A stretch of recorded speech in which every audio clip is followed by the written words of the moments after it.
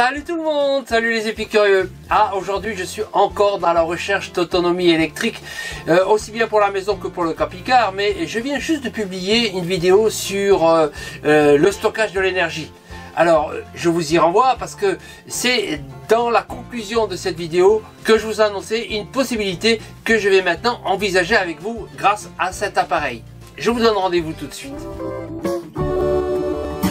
Si ce n'est pas encore le cas, n'oubliez pas de vous abonner, de mettre des commentaires, de mettre des likes. Merci, à bientôt. Eh bien, de quoi il s'agit?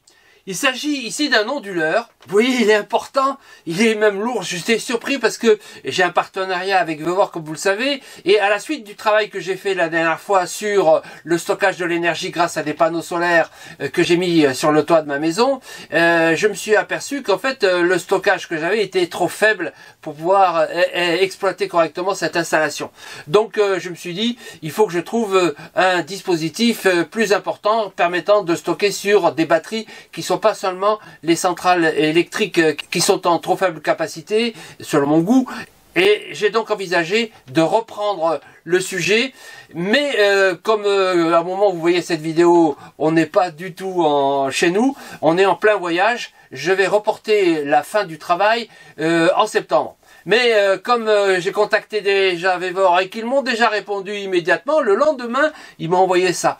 Et ça, c'est un onduleur dont je vais vous parler maintenant et que je vais vous présenter parce que il est susceptible d'être utilisé dans les camping-cars.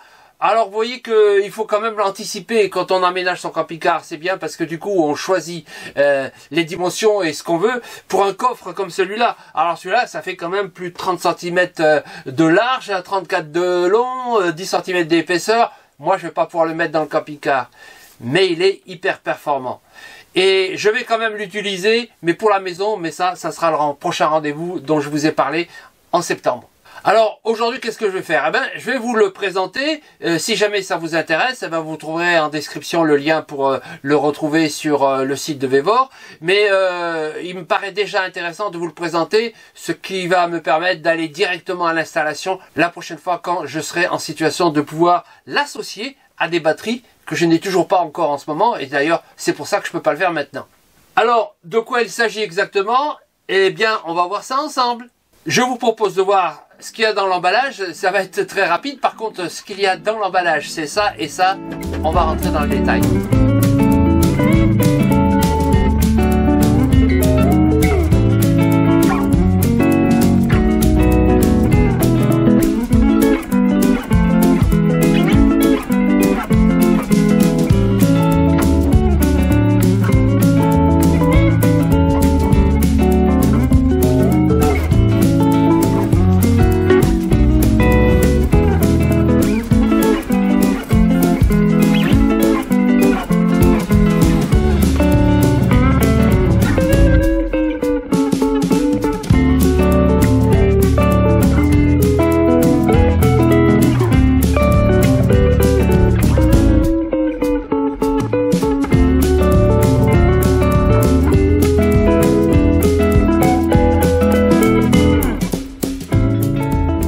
Vous avez vu, la connectique est bien placée, bien située pour pouvoir installer tout ce que l'on veut. Regardez, on peut se relier au réseau, on peut se relier au réseau de la maison, on peut se relier à une batterie pour le stockage, on peut se relier à des panneaux solaires pour capter l'énergie solaire et transformer tout ça en électricité.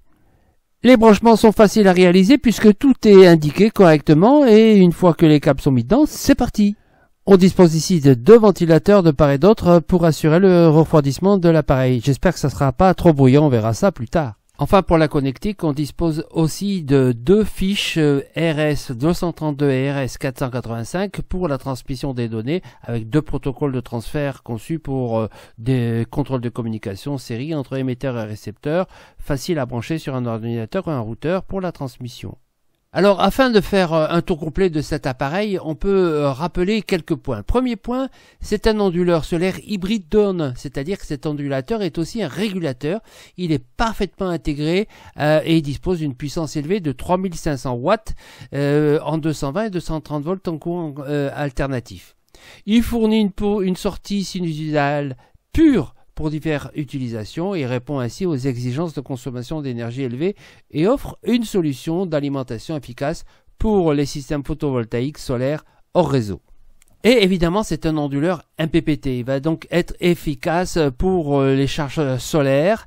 Et comme il est hybride, il prend en charge un maximum de 120 ampères de charge de batterie. Il augmente l'efficacité de la conversion de l'énergie solaire jusqu'à 96%. Il peut gérer donc de nombreux panneaux solaires d'une puissance maximale de 1500 watts et une plage de tension de 30 à 160 volts en courant continu. Et pour le stockage de l'énergie, puisque c'est ça qui m'intéresse en particulier, cet onduleur est capable de charger des batteries de 24 volts, il faudra prendre en considération, et il peut surtout prendre différents types de batteries, y compris les batteries évidemment lithium, ce qui m'intéresse, mais même des plombs acides et des batteries AGM, etc.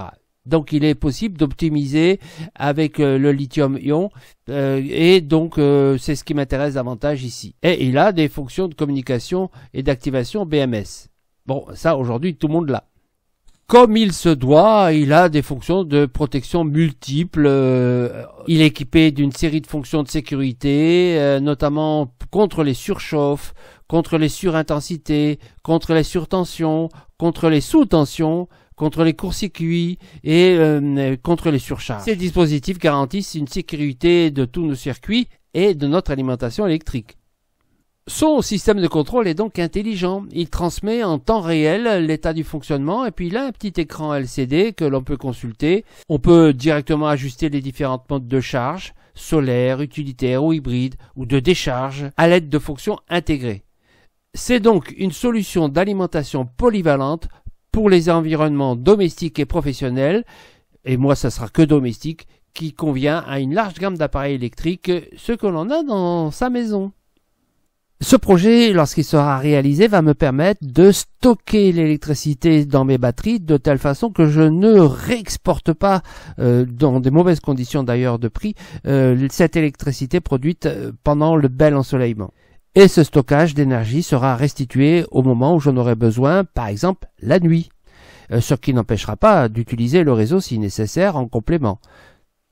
Eh ben, j'espère que ça a pu vous intéresser et que peut-être que ça vous donne des idées. C'est le projet que j'ai dans tous les partages que je fais par rapport à ce que je fais et par rapport à mes besoins. Eh ben, j'imagine que vous pourrez en profiter. Et si jamais c'est le cas, ben tant mieux. Je vais donc maintenant vous donner rendez-vous en septembre lorsque je vais l'utiliser dans ma maison pour mon stockage d'énergie électrique solaire. Et je pense que ça va dans la logique que j'ai depuis le début sur l'écologie. Et j'espère que comme moi, vous serez sensible aux gains qu'on peut avoir sur le plan économique et sur le plan écologique. Je vous dis, n'oubliez pas de vous abonner si vous ne l'êtes pas encore. N'oubliez pas de mettre des commentaires. N'oubliez pas de mettre des likes. N'oubliez pas de demander les notifications pour les prochaines vidéos. Elles sont nombreuses et régulières dans la durée. Ça fait déjà maintenant plusieurs années que je suis sur ma chaîne et que je partage tous mes essais, toutes mes installations, tous mes trucs, toutes mes astuces. Et je vous dis donc à bientôt. Bye bye.